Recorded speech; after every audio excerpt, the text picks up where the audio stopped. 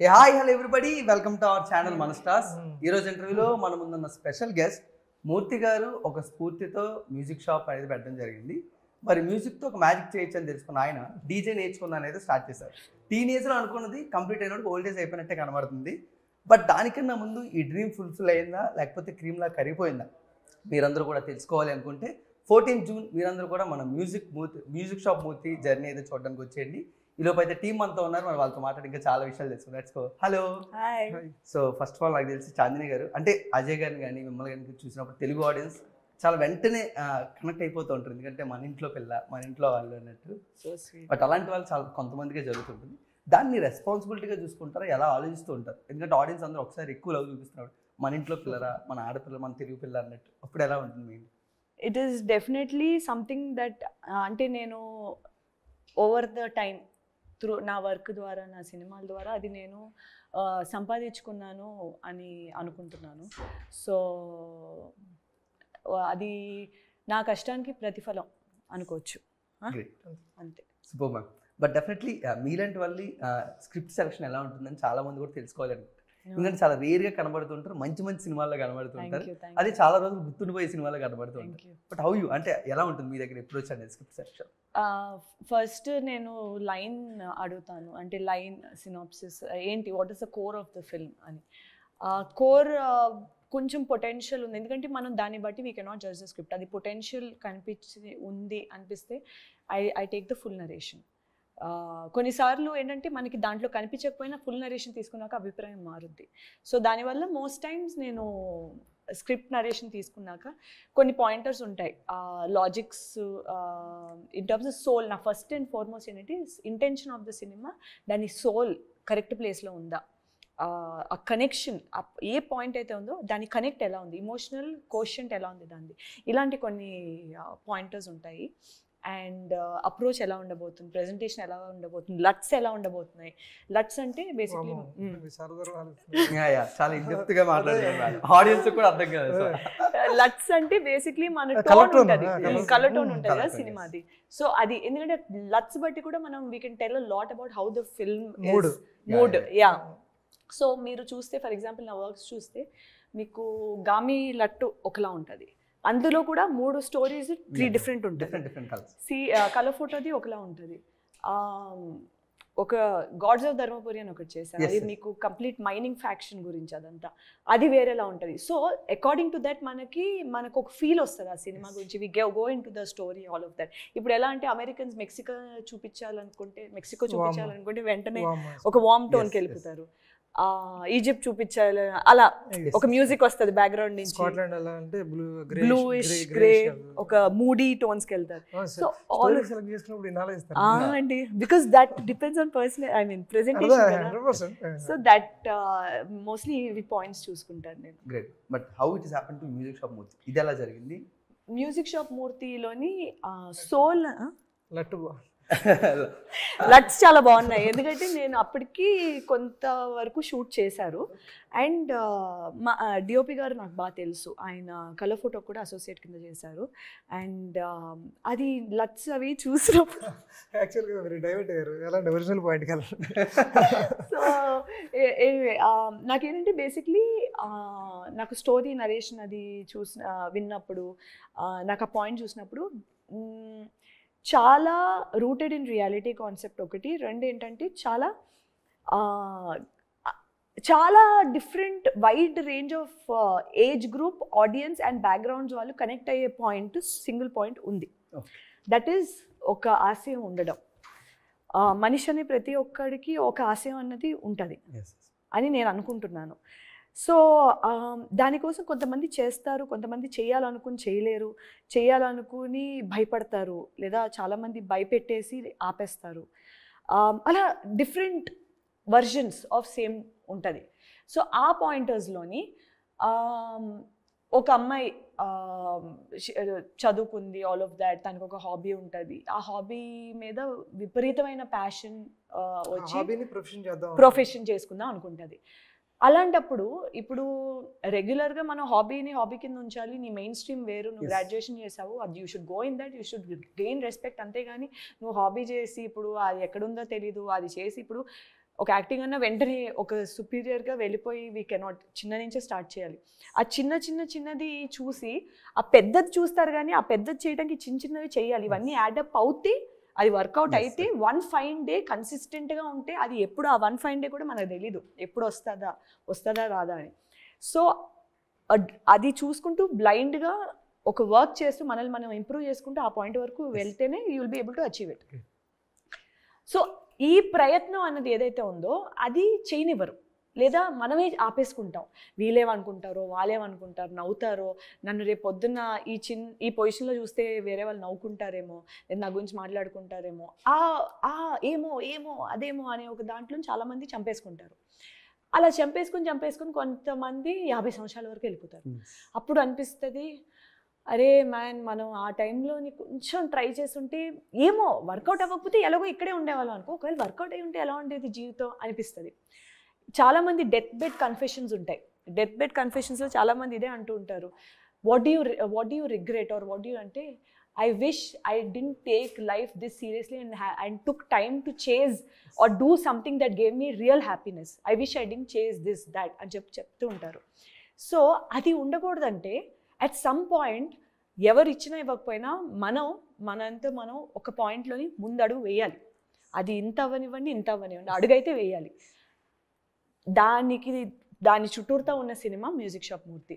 So ఈ అమ్మాయి she tries to do ఆ 50-year-old మ్యాన్ అజయ్ ఘోష్ గారు మూర్తి క్యారెక్టర్ ప్లే చేస్తున్నారు. ఆయన ఆ ఏజ్లోకి వచ్చేటప్పటికి రెస్పాన్సిబిలిటీస్ అని వెయిట్ చేసేటప్పటికి ఒక 50 years ప్లస్ వచ్చేస్తుంది. అప్పటికి రెస్పాన్సిబిలిటీస్ ఉంటూనే ఉంటాయి, ఎస్పెషలీ మన మిడిల్ క్లాస్ ఫ్యామిలీస్లో. ఒక వైఫ్ ఉన్నారు, పిల్లలు ఉన్నారు, వాళ్ళని చూసుకోవాలి, ఆర్థిక సాయం స్తోమత తక్కువ ఉంటుంది, సహాయం తీసుకోకూడదు ఎందుకంటే ఆత్మ అభిమానం, ఆల్ ఆఫ్ దట్ అది. సో ఈ హోల్ ఒక కేయాస్ నడుస్తుంటుంది ఆయన దాంట్లో. దాంట్లో ఏంటంటే ఐ వాంట్ టు చేస్ దిస్ మై ప్యాషన్ అంటే, నువ్వేంటి అయితే బార్లోకి వెళ్ళి నువ్వు మ్యూజిక్ ప్లే చేస్తావా తాగే వాళ్ళకి, ఇలా నా మొహం ఎలా చూపించుకొని రేపు పొద్దున్న వచ్చి మీ అమ్మాయి ఇలా చేస్తుందంటే, నేను ఇంత చదువులు చదివించి నువ్వు ఇలాంటి పనులు చేయటానికి కానీ దాన్ని ఒక చీప్గా చూస్తే అమ్మాయి తట్టుకోలేదు. సో ఇది ఇప్పుడు మ్యూజిక్ అనే కాదండి, మీకున్న ఒక డ్రీమ్కి మీరు పెట్టుకోవచ్చు. Somebody wants to be a civil servant. మొన్న వచ్చిన 12th fail film, that is one of the examples. He wanted to చేస్ దట్. ఎంతో వచ్చింది, but he believed in it. ఎక్కడ కట్ అయితే ఇంకొకటి దగ్గరికి వెళ్ళాడు, అక్కడ ఉంటే ఓకే చాయ్ షాప్కి వెళ్ళాడు. So that whole what he went through to achieve, finally he achieved it. There are people who might not even achieve it, but at least they tried. రేపు పొద్దున్న వాట్ ఇఫ్ అనే క్వశ్చన్ ఉండదు. సో ఇలాంటి మంచి పాయింట్స్ డీల్ చేసి ఒక beautiful rooted in reality story is music shop Murthy. That is why I became part of this. Such a great answer. Thank you. Non stop SA answer అయితే మీరు ఇచ్చేసారు. Thank you so much. అందుకే నేను ఎప్పుడు first class. So Shiva గారు, first of all అంటే ఇలాంటి స్టోరీని ఒక రెండు విధాలుగా మనం హ్యాండిల్ చేయొచ్చు. ఇప్పుడు లైక్ మేడం చెప్పినట్టు ఎగ్జాంపుల్ 12th ఫెయిల్ కూడా వితౌట్ ఎనీ అంటే ఒక ఎంటర్టైన్మెంట్ అనేది లేకుండా కూడా వాళ్ళు ఒక రేంజ్లో ఎంగేజ్ చేస్తూ ఆడియన్స్ తీసుకెళ్తారు. బట్ మ్యూజిక్ షాప్ మూర్తి తెలుగు ఆడియన్స్కి ఏ విధంగా కావాలో ఒక విధంగా ఎంటర్టైన్ దాన్ని కూడా తీసుకెళ్తూ ఎలాంటి స్టోరీ మీరు చెప్పాలనుకున్నా రెండింటిని కొలాబరేట్ చేసి చాలా బాగా. బట్ మీరు అచీవ్ చేశారంటే మీరు పడ్డ స్ట్రగల్ ఏంటి? మీరు ఈ స్టోరీ రాసుకున్నప్పుడు కానీ హౌ డు అంటే అచీవ్ దిస్ ఆల్ స్టోరీస్ అంటే మొత్తం ఇక్కడ దాకా రావడానికి ఏంటి స్ట్రగుల్ అని అడుగుతున్నారు కదా, అంతేనా? ఎస్. స్ట్రగుల్ ఏం లేదండి, హార్డ్ వర్కే బేసిక్గా. It's part of the struggle అనేది పార్ట్ ఆఫ్ ద వర్క్, అది అంతే. దాన్ని మనం హైలైట్ చేయకూడదు నన్ను అడిగితే, ఎందుకంటే ప్రతి దాంట్లో స్ట్రగుల్ ఉంటుంది. సో అది పక్కన పెడితే నమ్మకం ఉండాలి ఫస్ట్. సో అది ఇంపార్టెంట్ అంట. ఆ స్ట్రగుల్ అనేది అఫ్కోర్స్ ఉంటుంది, దేంట్లోనే ఉంటుంది. సో ఆ నమ్మకం కోల్పోకూడదు ఈ ప్రాసెస్లో. ఇది అవ్వట్లేదే, అవ్వకపోతే ఆల్టర్నేటివ్ ఏంటి, లేకపోతే ఆల్టర్నేటివ్ కాదు దీన్నే అచీవ్ చేయాలి, అలా చేస్తాం. ఇవన్నీ పార్ట్ ఆఫ్ ద జాబ్. అది పెద్ద విషయం కాదు, కానీ ఇది వస్తుంది మనకు ఖచ్చితంగా, మనం అనుకున్నది వస్తుంది. దట్ ఈస్ వేర్ మన స్ట్రగుల్ పక్కన పెట్టేసి నమ్మకం మీద ఎక్కువ కాన్సన్ట్రేట్ చేయాలి. మీ లైఫ్ కూడా కొంచెం relatable. You had a job, you were settled, but you gave up everything and came back for that what if question only. అంతే. He was established, full well settled in US complete ga. He left everything and came back and made Music Shop Moorthi last couple of years. Why? ఎందుకు? What if? ప్రతి ఒక్కరికి ఉంటుందండి story. ఆ great step తీసుకోవడానికి చాలా మంది భయపడుతూ ఉంటారు.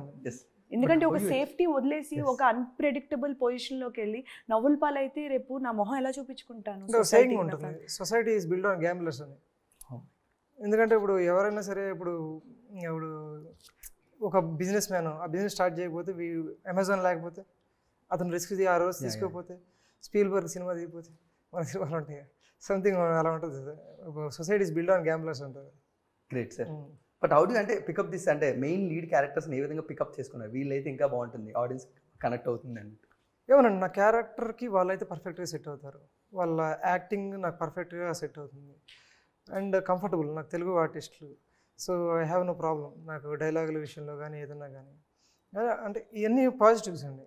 సో ఈజీ జాబ్ అది నాకు పెద్ద. అంటే ఎందుకు చేసుకున్నానంటే వెన్ యూర్ రైటింగ్ మనం ఊహించుకుంటూ ఉంటాం ఒక మనిషిని, ఆ క్యారెక్టర్లోకి వాళ్ళు బేసిక్గా అంటే అది రాంగ్ ఎగ్జాంపుల్, స్వైప్ చేస్తూ ఉంటాం ప్రొఫైల్స్. కరెక్ట్గా కొంతమంది ఫిట్ అవుతారు, మ్యాచ్ అవుతారు క్యారెక్టర్కి.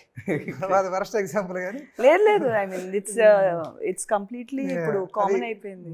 అది బేసిక్గా మ్యాచ్ అవుతారు. ఆ మ్యాచ్ అయినప్పుడు యూ లాక్ దెమ్ అంతే. గ్రేట్. చాందిని మ్యామ్, మెయిన్ ఏంటంటే మీరు కూడా ఒకనొక టైంలోనే యాక్ట్రెస్ అనే అంబిషన్ స్టార్ట్ చేయడం, ఈరోజు యాక్ట్రెస్ అనే అంబిషన్తో స్టార్ట్ చేసి ఈరోజు ప్రొఫెషన్ కింద మార్చుకున్నారు.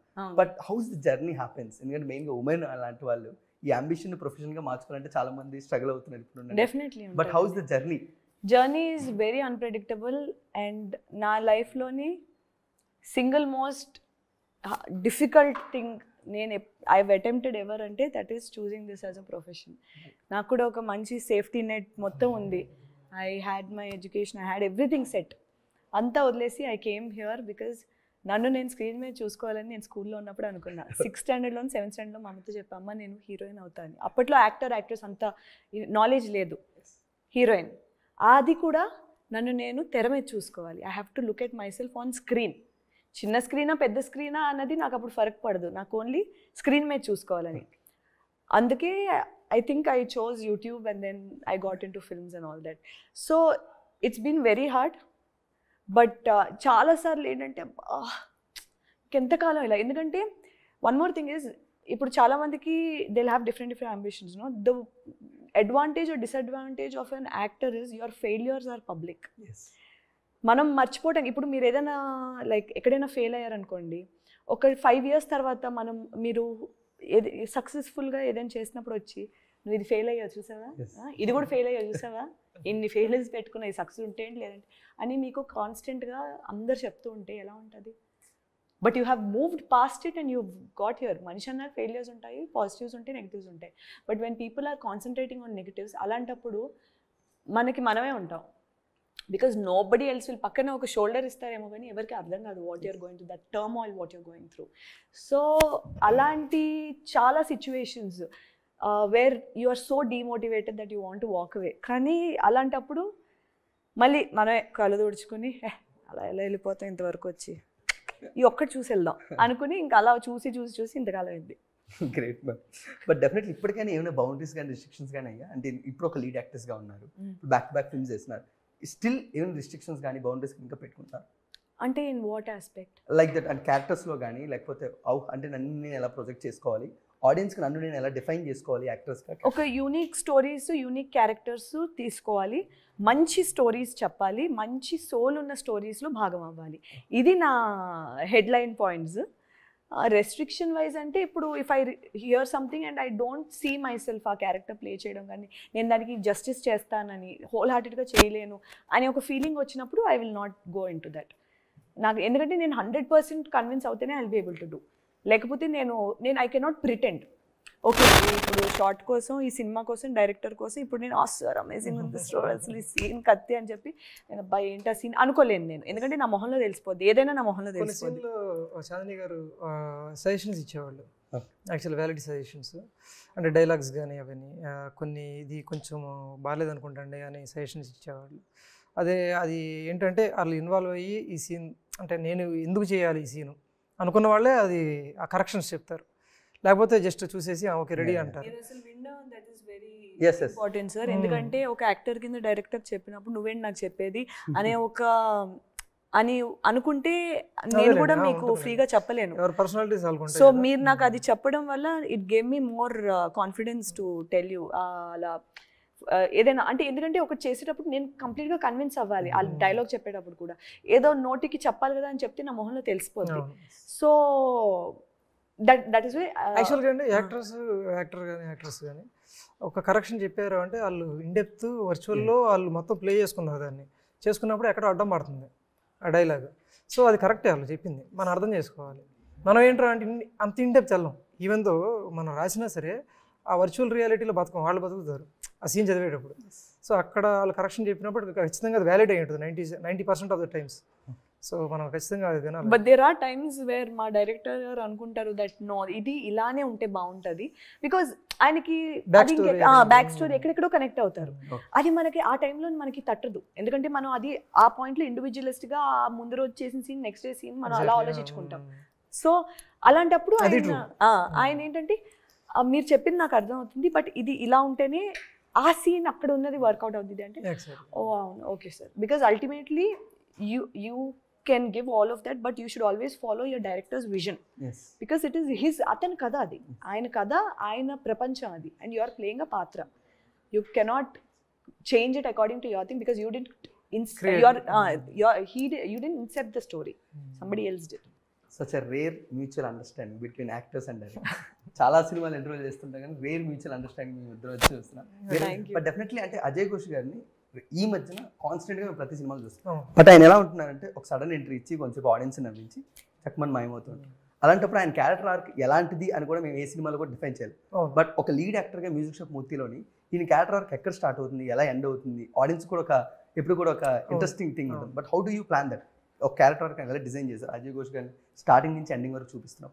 అంటే బేసిక్గా మీకు సింగిల్ లైన్లో చెప్తే మీకు అర్థమైపోతుంది, ఇన్స్పిరేషనల్ స్టోరీ, మోటివేషనల్ స్టోరీ కానీ మీకు తెలుసు దాని మొదట స్టార్టింగ్ ఎక్కడ ఉంటుంది, ఎండింగ్ ఎక్కడ ఉంటుంది. సో ఇంకా దానికి పెద్ద ఎక్స్ప్లెనేషన్ ఇవ్వాల్సిన అవసరం కూడా లేదనుకుంటున్నాను. అండ్ టీజర్ ట్రైలర్స్లో మీకు కంటెంట్ చూస్తున్నారు కాబట్టి యూ కెన్ గెస్ ఇట్.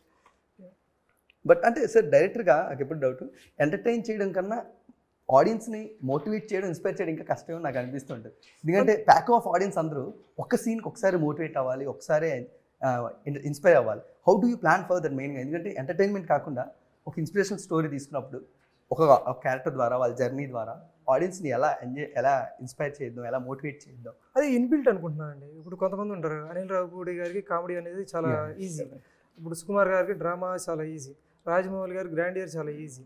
అంటే ఒక్కొక్కరికి ఒక్కొక్క జోన్ ఉంటుంది. ఆ జోన్ ఏంటంటే వాళ్ళ కంఫర్ట్ జోన్, దాంట్లో వాళ్ళ సీన్లు అయినా డైలాగులు అయినా చాలా త్వరగా వచ్చేస్తూ ఉంటాయి. సో అది depends on how you grew up and what kind of movies you like since your kid. ఇవన్నీ చాలా ఇంపాక్ట్ ఉంటాయి సబ్కాన్షియస్గా.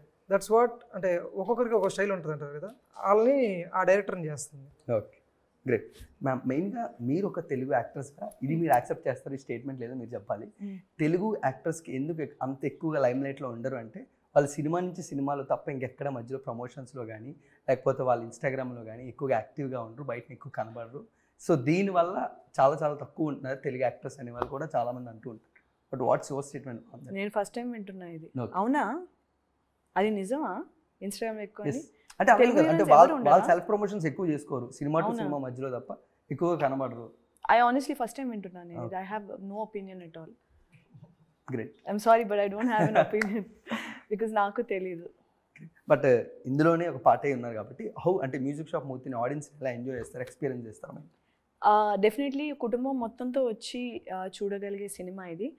అండ్ మనిషిని ప్రతి వాళ్ళకి ఒక ఆశ ఉన్న ప్రతి మనిషికి ఎట్ సమ్ పాయింట్ సినిమాలోని డెఫినెట్లీ వాళ్ళకి రిలేట్ అయ్యే ఒక పాయింట్ కానీ వాళ్ళు చూసుకునే పాయింట్ కానీ లేదా వాళ్ళు తెలిసిన వాళ్ళు చూసే ఒక సందర్భం కానీ తప్పకుండా ఏర్పడుతుంది.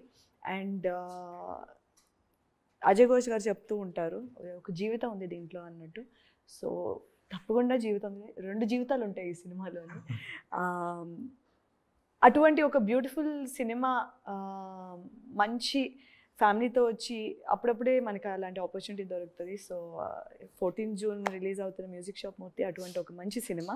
సో ఆడియన్స్ వచ్చి చూస్తే నచ్చుతుంది అని మేము అనుకుంటున్నాం, మేము ఆశిస్తున్నాం. Great. Final words for like I said, ఈ సినిమా ఏంటి అంటే ప్రయత్నం, టేక్ ద ఫస్ట్ స్టెప్, దాని తర్వాత రిజల్ట్ అనేది doesn't matter, but you never regret taking that first step. అది very inspirational for every age అని చెప్తాను. డెఫినెట్గా ఎంజాయ్ చేస్తారు అందరూ. Super, wish you a great success. Thank you so much, such a great conversation with you thank you. And eagerly waiting for 14 June. So guys, మీరందరూ కూడా 14 June తప్పకుండా ఒక inspirational జర్నీతో పాటు ఒక ఎంటర్టైన్మెంట్ ఉన్న సినిమాని థియేటర్స్లో మ్యూజిక్ షాప్ మూర్తిని అయితే చూసి ఎంజాయ్ చేయండి. Thank you so much.